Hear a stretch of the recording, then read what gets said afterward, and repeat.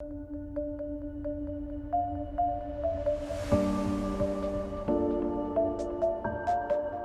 right, everyone. Great pleasure to be here today. These are crazy times, and it creates a lot of worry and anxiety, especially for us, panelists and keynote speakers, and I'm sure many of the agencies and companies in this call. We don't really know what's coming. Our business has gone to zero in terms of speaking. We have to reinvent. There are many challenges ahead, and I think we need to collaborate and work together to reinvent what it means to meet. Personally, I think we're always going to meet in person. I prefer meeting people in person. Like very many other people, I think this is human and it's crucial, but we do have to find new ways of communicating, doing conferences, being online, not traveling, saving CO2, right? So for all of those out there struggling with Corona, hang in there, stay safe. I think the Atlantic had a great headline 3 days ago. It said, just cancel everything. I'm not sure I agree with that because that's my livelihood, but don't cancel the online calls, okay? So great to have you here. The panelists are, that you can see right here, let's start on the top, Anton Musgrave. He's my good friend from Cape Town. Hello, Anton. He is a futurist that we work together a lot. He has a thriving practice all over the world. Underneath that, if you can see it the same way I do, it's Brad Templeton. Hey, Brad. Brad is one of the forces behind autonomous driving and so many other things in the US. He's based in California, so it's very early for him. He's also on the board of the EFF still, right? Correct? Right? Yeah. Yeah, somewhat. Okay, but Brad is very well known for his futuristic views. He was also at Singularity University. It's amazing to have you aboard, Brad. Thanks very much for tuning in so early. Right next to that is Tim Leberecht. Tim is a compatriot of the tech versus human debate. He runs a company called The Beautiful Business, and he has a Beautiful Business Salons. The next one, God knows when, virtually, but a new book that he can tell us about later. And he's currently in Berlin. We have 3 more panelists coming in there. They're probably delayed, just putting the gas mask off and getting onto this thing. And then underneath that is Soha. Soha is a researcher for the Futures Agency, Soha Rashid. She is from Egypt originally, but now in Turku, Finland. I want to start by saying I'm influenced in this conversation on this topic today, sustainability and capitalism, which are 2 very thorny questions. That's why we tackle them today. On these 4 books, the book I like the most right now is Cristina Figueroa's book on climate change, The Future We Choose, very powerful book. Of course, I have my own book, Technology versus Humanity, which I'm sure you've all read. But anyway, those are some sources. We're going to share the slides later on the website so you can look at this in more detail, okay? Let's start here. World Economic Forum says, we have the positive trends and we have the negative trends.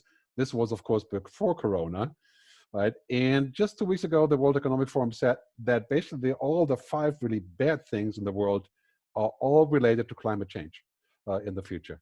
So that's moved up the scale. You can see some of the boxes here on the right and left are the same, like artificial intelligence is both good and bad. Right?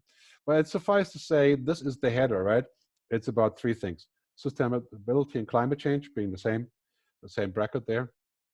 Technology, what are we going to do with technology? Too much technology, dehumanizing technology, and what is the economic logic? We're going to solve all those problems today in this call, and and afterwards enlighten the world with what we mean. Here's a map to put the fear into you, not that you need it today, given that everything is happening around us. But this map shows what happens in the global warming. This is the IPCC numbers. 4 to 5 degrees global warming. If we continue as we are, we're going to see this, roughly the entire southern hemisphere of the world being uninhabitable and causing 300 million climate refugees, just as a data point, right? This is serious. This is not going to be something that we can do with marginal action. So this is just a sort of a header here, right? There's 2 emergencies we're facing. This is my introduction part, right? There's a climate emergency, obviously. There's a corona emergency, which is not on the slide, and then there's sort of a human emergency, dehumanization, people feeling objectified by technology. And between that, of course, is the question of economy. What is going to be our goal in the future? More profit, more jobs, more money, right? Or are we going to switch to a different bottom line, the triple bottom line? We're going to talk about that later, right? The UN says tech and climate change is creating or could create new inequalities. That's a pretty hefty statement, right? Those, you know, climate change obviously is hitting those people the worst that are already the poorest. And technology creates inequality that we've seen unprecedented, right? For example, this, right? Slide I will show you after this one next. But as a context, I always say business as usual is dead. And God knows that's true now.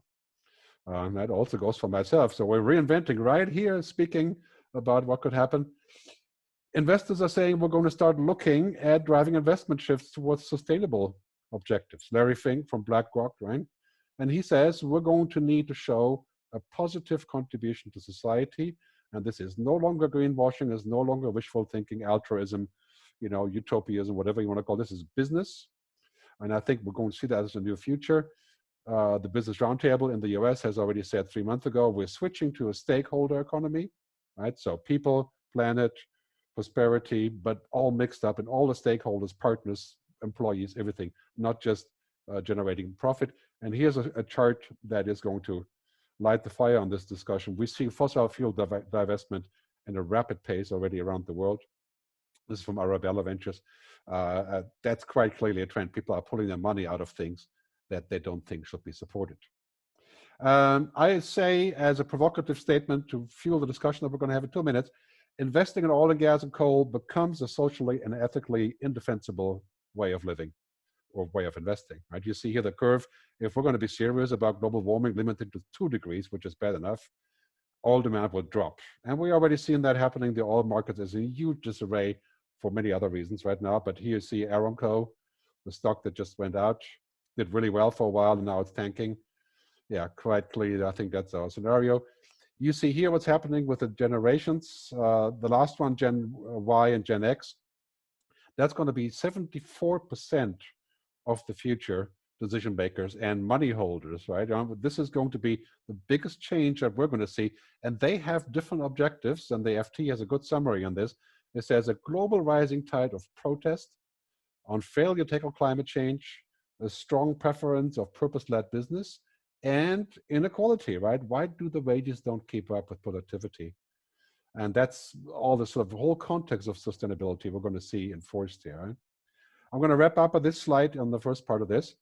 The world's 2,153 billionaires have more wealth than the poorest, parentheses, 4.6 billion combined. Inequality is a major driver of this debate about climate change, the debate about new economics, the new kind of sustainable capitalism, and all that stuff. So, getting into our conversation now, we have the past. You know, we've had this debate about the future being exponential, exponential change, abundance. Yeah, we've heard about that many times. I've spoken about that many times. But now we're adding a piece to it. I call these the future principles. Right? The holistic business model that creates benefit for everyone, the circular economy, giving back, and human purpose. That's the discussion of digital ethics and the things that we should be doing to keep humanity alive. I say sustainable is becoming the new exponential, sort of bypassing the discussion of exponential. And maybe sustainable in the future will become the new profitable. That's a theory I set forth in Rio de Janeiro just a little while ago. So that's it. Yeah, I promised to keep it short, and I'm still trying. So let's go to the panelists now. Who wants to go first? Good, thank you. Great, compelling introduction with some challenging questions. I'd like to add a new question to that is, and what does successful life look like post the era that we're entering now? What are the new success metrics for being a human, society, and of course the world that we live in? We've measured it on very much quantitative measurements up to now, and I'm suggesting that that fundamentally needs to change. Lee Edelcourt said 2 days ago, Corona will be the opportunity for humankind to hit the reset button. What choices will we make is the interesting question. Yeah, very good question. I mean, for me personally, I think it all comes down to happiness, you know, finding happiness. And, you know, everybody knows that happiness has something to do with money, but not everything. Actually, most things, not really, right? It's a much larger definition. I think what we're seeing right now is a sort of a reset of saying, okay, what do we want to be? And what is important to our lives? What kind of world do we want to leave our kids? I mean, I have 2 kids. I look at them and saying, you know, what kind of world can I responsibly say that I created? for them, right? That creates a lot of pressure. I got to think about that. So some of the other guys want to chime in, Brad? I know you're mulling your answer there. Yeah, well, on that question, I think work-life balance, which is a phrase that's gotten some negative things because it's meant actually bringing your work into your life. I think we actually do need to see what we can do about improving that and making people think. Now, some countries, people work many, many hours a week, and some countries work less. Some people have already thought about that. I think we'll see a lot more change in that direction. It's interesting with the virus, everyone's sort of staying at home and recapturing what it's like to be at home. They may haven't even seen their home that much as time's gone on. To get to the first question about oil, I think it ties well to your question of whether sustainability is the next exponential. Now, it was very chic for a long time to talk about peak oil about 10 years ago, 10, 15 years ago, which was this belief that we had run out of oil. And that, of course, turned out to be about as wrong as it could be. Now there's an immense oversupply of oil. But the actual peak oil, which maybe we have come to, is the peak demand for oil, which is because of sustainability. And yet I'm looking at the stocks today, as everyone else is looking at them, and I'm looking at the clean tech stocks, and they're hurt as much today as the oil companies are. So the market at least has not decided yet that sustainability is the new exponential, but maybe it's something you can hope for. Yeah, that's a very good point. I'm probably more hopeful than realistic in that regard. Tim, you want to chime in on this? And we have a lot more questions that we're going to address in a minute. Tim? Yeah, do you hear me? Yeah. Yeah. I wanted to comment a little bit on the need for more metrics, and I just want to caution us. I mean, I agree with Anton that this is such an opportunity, COVID-19, the state of the world right now, to really reset business fundamentally, but also us. And I think we may want to consider that we actually do not need new metrics and optimize the heck out of purpose or sustainability, within a framework of efficiency and other conventions that we have used for decades now. But that we actually ascribe more value to things that we cannot measure, and that we reestablish a language in business that includes beauty or love and other fuzzy, elusive things that we had a hard time measuring. And I think that's really the bigger shift that we should be looking for. It's really like the consciousness. It's our own souls and selves, rather than just shifting from one framework to the other, from one system of metrics to a more holistic set of metrics. I think that's the conversation we should be having now. Great point. Yeah, I would say the more we connect, the more the stuff matters that can't be connected. Right? It's very hard to connect the soul, right? Or I mean, you can do that in person, but with technology, yeah. And the other thing I like to say sometimes, will not find happiness in the cloud or on the screen. Which a lot of people saying, well, that's not true. I'm very happy with my whatever I can do there. Soha, let's pick up some questions there, right? Are you still there, Soha, right? I am. So which question should we take? You talked about making decision. You talked about making decision about tech versus humanity. What is the question we need to answer today?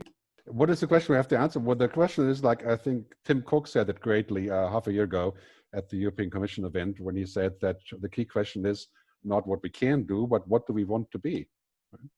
I mean, we could be anything. I mean, today, okay, I mean, would be a good ping pong for Brad, right?